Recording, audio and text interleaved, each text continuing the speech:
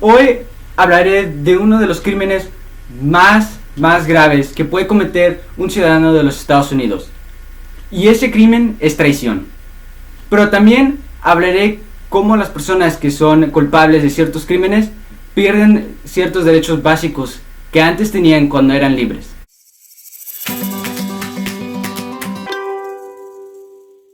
Pero antes de comenzar, tenemos que primero definir la palabra traición. De acuerdo con la Constitución, traición consiste únicamente en declarar guerra contra los Estados Unidos o en adherirse a sus enemigos, brindándoles ayuda y consuelo. Pero cada persona que se encuentra siendo culpable de traición será condenado a muerte o será puesto en la cárcel por al menos 5 años y será multado no menos de $10,000. La única manera que alguna persona se puede encontrar culpable del acto del crimen de traición es si hay una confesión de la misma persona o dos, si hay 2 testigos que vieron a esa persona cometer el acto de traición en su momento. Estas son las maneras que describe la Constitución cómo alguien puede ser encontrado culpable del acto del crimen traición. Como traición es un acto contra todos los Estados Unidos, estos casos serán llevados a las cortes federales, y no nomás cualquier corte, sino la Suprema Corte de los Estados Unidos. Pero hay una duda aquí que probablemente ustedes tienen. ¿Cómo puede ser que el gobierno, cualquier gobierno, estatal o federal, puede quitarte la vida? ¿Acaso la razón por qué el gobierno fue fundado fue para proteger nuestros derechos? Y uno de esos derechos es el derecho a la vida. Para empezar, esta pregunta se tiene que clarificar en varios niveles, porque no todos los derechos son violados o perdidos cuando uno va a la cárcel. Y además, los derechos que se pierden cuando uno comete un crimen depende del crimen y depende del castigo que nosotros recibimos. Por lo general, un prisionero pierde su derecho a la privacidad, a su propia privacidad. Por ejemplo, ya los oficiales ya no tienen que tener una orden de un juez para entrar a la celda de aquel prisionero o para inspeccionarla. Pero claro, hay ciertas restricciones en esto. Por ejemplo, no lo pueden hacer seguido o quitarle cosas que son de él, su propia propiedad. Pero los prisioneros no pierden todos sus derechos. Por ejemplo, no pierden sus derechos de la primera enmienda de la Constitución de los Estados Unidos. Estos derechos incluyen derechos como libertad de expresión, religión, prensa o la libertad de poder reunirse con personas. Pero como sabemos, todo tiene su límite. Y hay ciertas restricciones sobre estos derechos que tienen los prisioneros.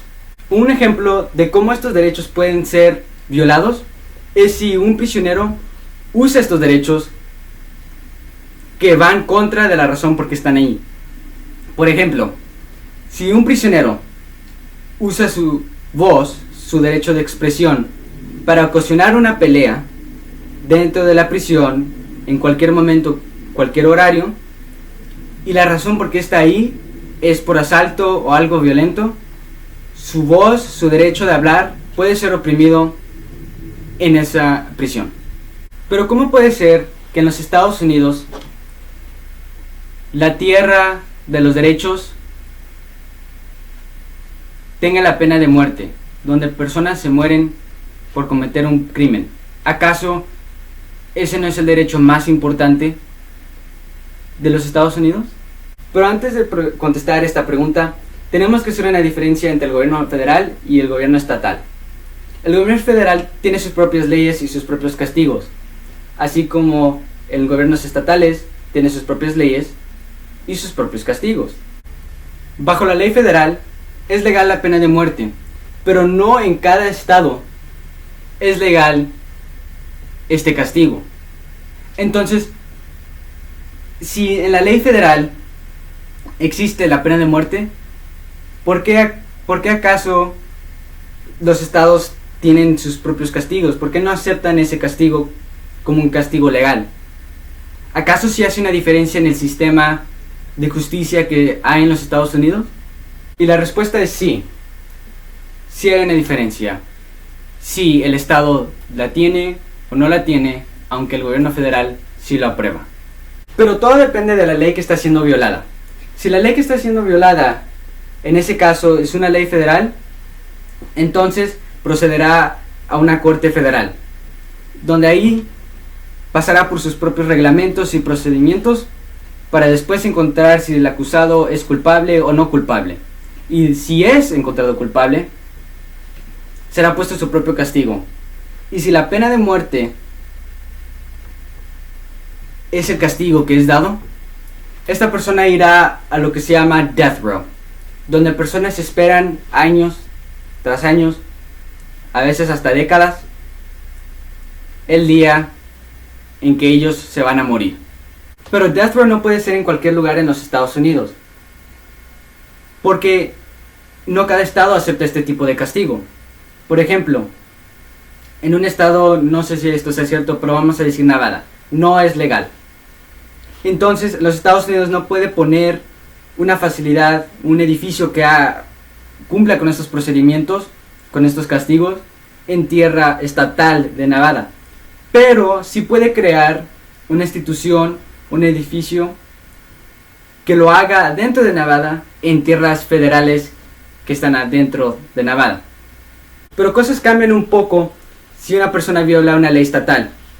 Si una persona viola una ley estatal, será llevada a la corte, pero no una corte federal, una corte estatal, donde ahí también pasará por sus propios reglamentos y procedimientos hasta que la persona acusada sea encontrada culpable o no culpable. Y si es culpable, será puesto un castigo de acuerdo de la corte de aquel estado. Pero aquí es donde cambia. Aquí, en la parte del castigo, es donde hace una diferencia si está la pena de muerte o si no está en la pena de muerte. En los Estados Unidos hay 26 estados que sí tienen la pena de muerte.